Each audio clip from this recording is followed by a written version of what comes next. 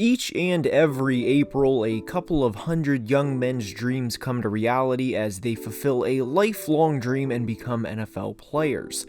Some rookies make instant impacts like Jamar Chase did in 2021 with the Cincinnati Bengals, or like Micah Parsons did with the Dallas Cowboys.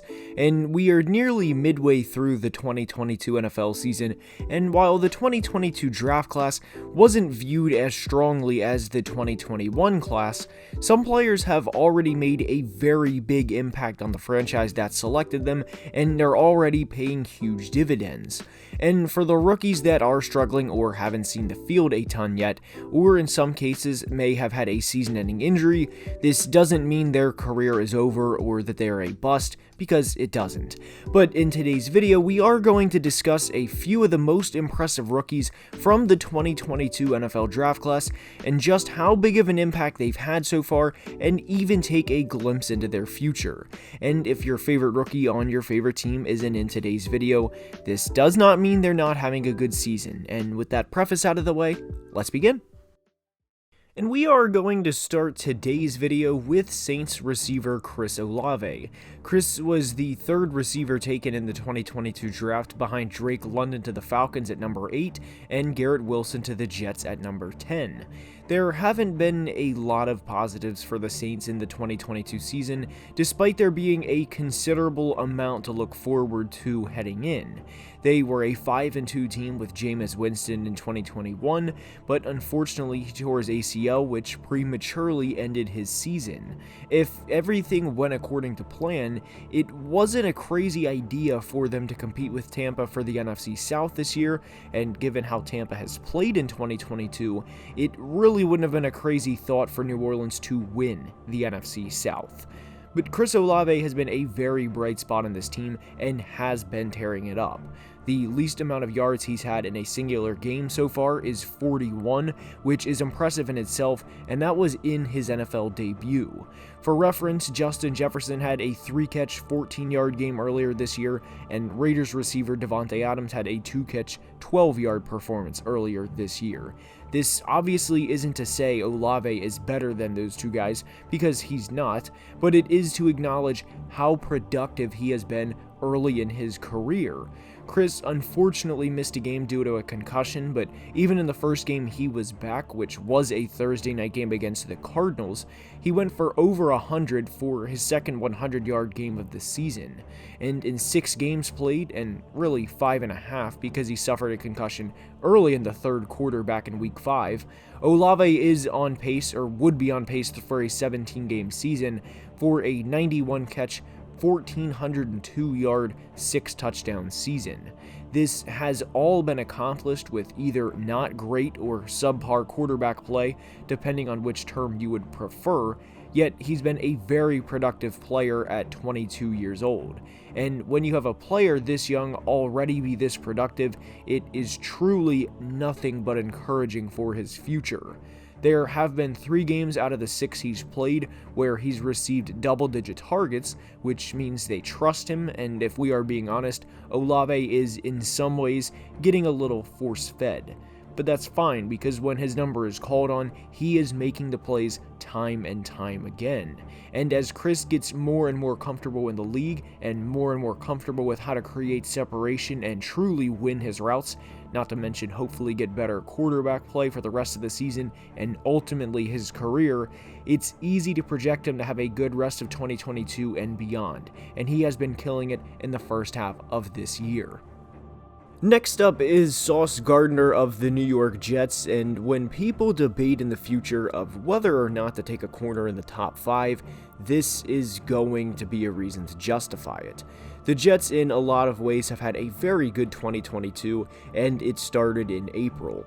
They had 2 top 10 picks, and while I do think Garrett Wilson will be a good receiver in the long run, Sauce Gardner is already proving to be worthy of a top 5 pick. At 22 years old, he has been sent in a lot of ways on an island, and a lot of the time Jets coaches are essentially saying, he's our best cover guy, and we'll put him against your best receiver. May the best man win. And I don't discuss top 5 or top 10 rankings a whole lot on this channel, but I do think by the end of the season, Sauce could very well be a top 5 corner. Not a top 10 to be clear, but a top 5 corner. He's been that good, and according to PFF, he's been targeted 40 times in the first 7 games and has given up just 17 receptions for 151 yards, which is an average of 8.9 yards per reception. He's given up a single touchdown, again this is according to PFF, and also has an interception. He has 10 pass breakups in 7 games, and opposing quarterbacks have just a 51.1 passer rating when targeting him. For reference, Patrick Surtain II, who is having a hell of a season in Denver, has given up 21 receptions for 159 yards on the year while being targeted 38 times. Other quarterbacks also have a slightly higher passer rating of 65.5 when targeting Pat, and to be clear, both corners are having a Pro Bowl caliber season at minimum, and each may become an All-Pro. Corner is, aside from quarterback, the toughest position to transition to in the NFL because of the amount of preparation, film study, and of course ability that is required to play at the NFL level. And for Sauce to go from the AAC at the University of Cincinnati to effectively shutting down top receivers week in and week out has been one of the most impressive seasons any rookie has had. The Jets defense has been very good throughout the first half of the 2022 season, and there's a reason for this. Sauce has been killing it, and the defensive line has been getting after the quarterback in a big way.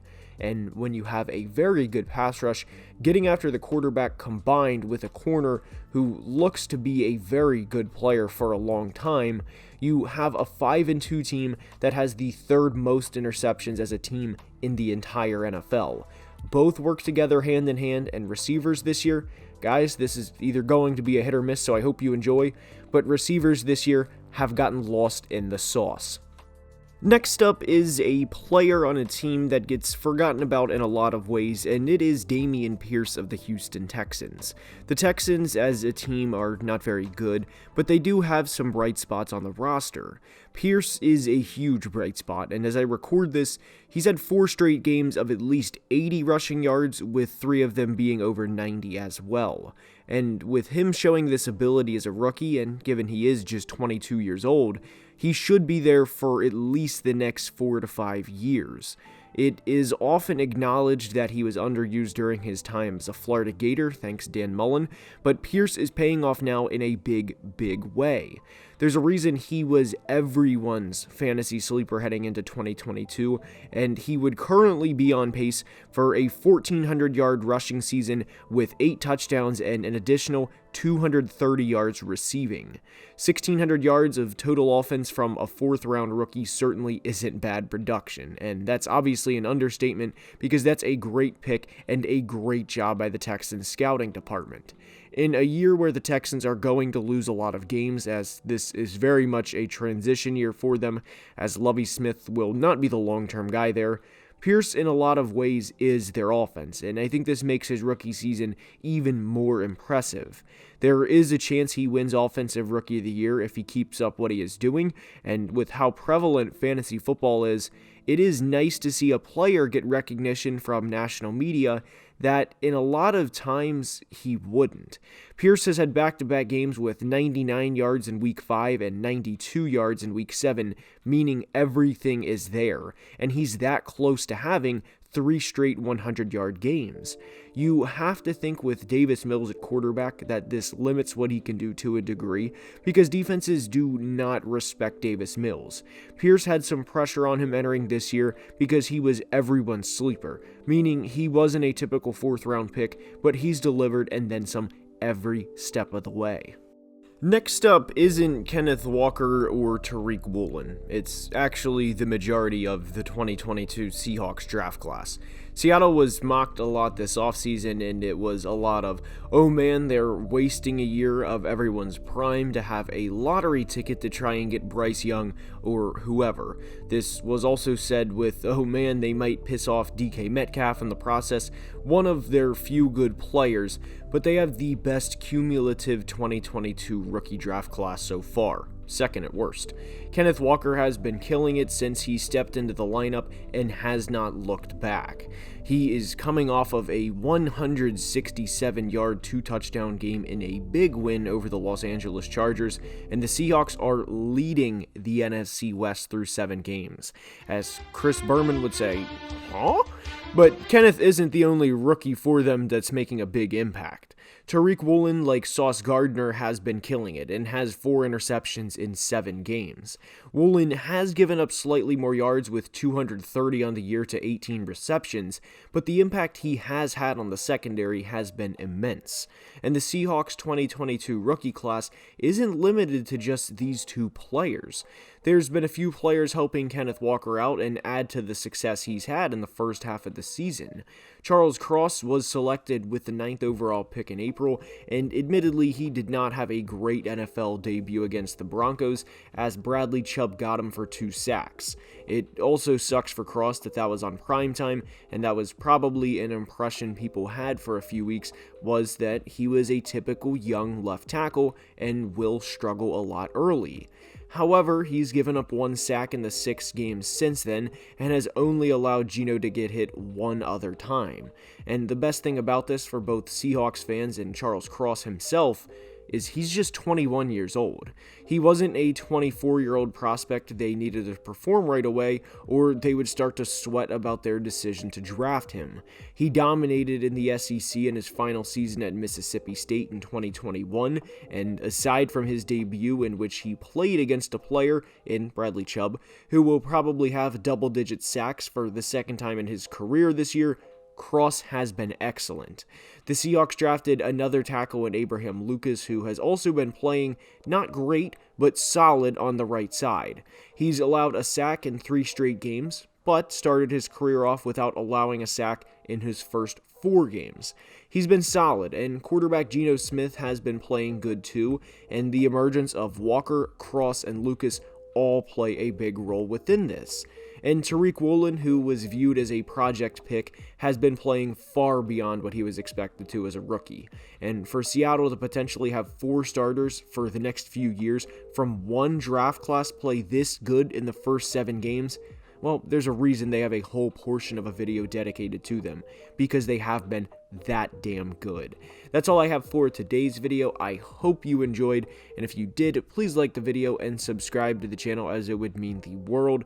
Also, please check out the second channel where we have played a full season as the Minnesota Vikings on Madden, which I highly recommend. The link is in the description, and until next time, please be safe and have a great day.